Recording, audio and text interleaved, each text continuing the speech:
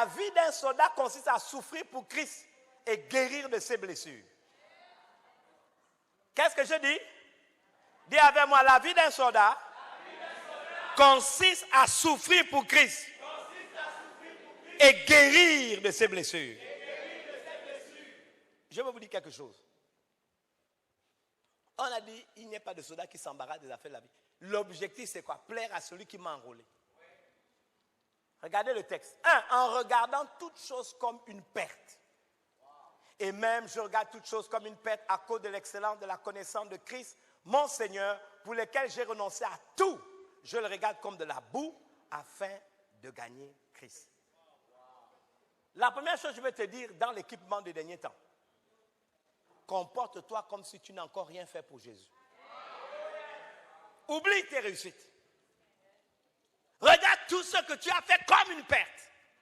Il y a beaucoup qui sont dans ce qu'on appelle en français la suffisance. Papa, tu n'as rien fait.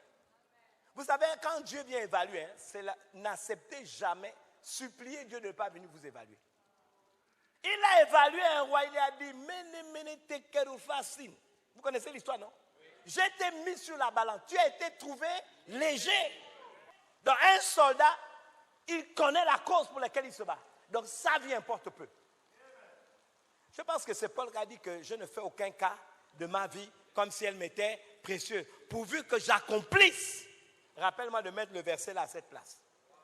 Il a dit, je ne fais qu'aucun cas de ma vie comme si elle m'était précieuse. Un soldat, c'est sa mission qui est importante. Mais vous savez, dans nos générations là, la mission, ce n'est plus important. Ce qui est important, c'est mon ego. Regardez, la vie d'un soldat consiste à souffrir pour Christ et guérir de ses blessures. Là, c'est également quelque chose d'important. Dites avec moi, en pardonnant pour ne pas laisser un avantage à Satan. En faisant quoi? Le contexte du verset que je vais vous lire, je vais vous l'expliquer. Or, à qui vous pardonnez, je pardonne aussi. Et ce que j'ai pardonné, si j'ai pardonné quelque chose, c'est à cause de vous, en présence de Christ, afin de ne pas laisser à Satan l'avantage sur nous, car nous n'ignorons pas ses desseins. Bien-aimé, si tu ne pardonnes pas, je crains pour ta vie. Il y a beaucoup d'entre vous, vous traînez des casseroles. C'est-à-dire, à un moment donné, si vous voulez progresser, première chose à faire, pardonner. Quel est le contexte de Paul? Il y a un péché ignoble qui s'est passé dans l'église de Corinthe. On n'en parle même pas dans 2 Corinthiens, on en parle dans 1 Corinthiens. C'est-à-dire, il y a un jeune homme qui a couché avec la femme de son père. Et Paul a été scandalisé, il dit, je n'ai même pas besoin d'être avec vous. Moi, j'ai déjà jugé. Il a dit qu'un tel homme meurt. Paul était en colère.